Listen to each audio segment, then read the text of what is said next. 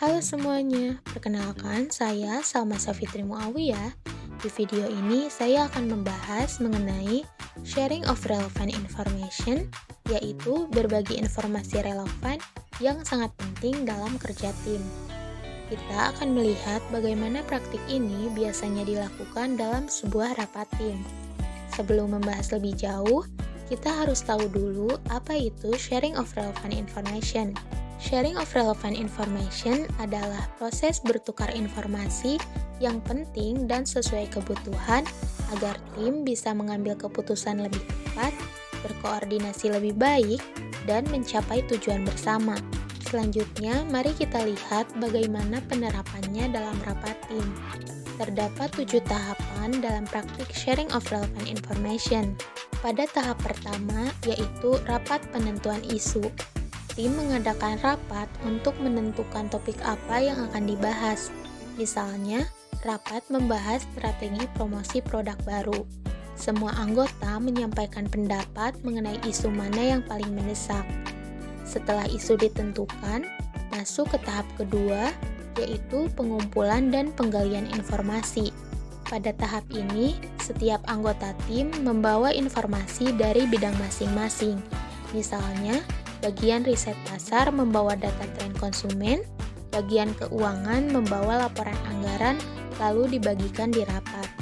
Jika informasi sudah terkumpul, lanjut ke tahap ketiga, yaitu penyusunan dan pengolahan informasi. Pada tahap ini, data yang terkumpul kemudian disusun dalam rapat. Misalnya, tim membuat rangkuman bersama di papan tulis atau slide presentasi sehingga semua anggota bisa melihat gambaran besar.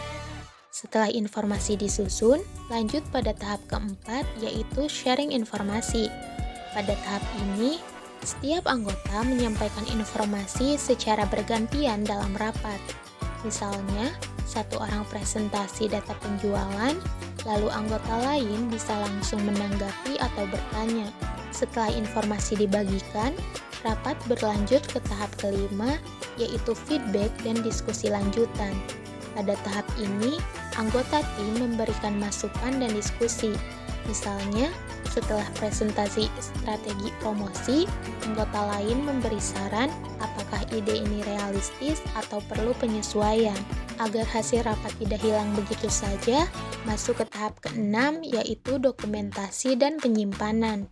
Pada tahap ini, hasil rapat dicatat sebagai notulen, lalu dibagikan ke semua anggota tim melalui email atau grup chat agar bisa diakses kembali ketika dibutuhkan. Tahap terakhir setelah semua proses berjalan yaitu evaluasi dan perbaikan proses.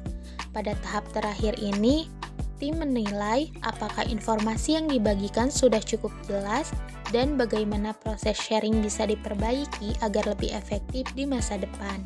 Dari tahapan yang sudah dibahas, dapat disimpulkan bahwa sharing of relevant information bukan hanya tentang menyampaikan informasi, tetapi bagaimana informasi itu dikelola dengan baik, mulai dari penentuan isu, pengumpulan, penyusunan, hingga evaluasi.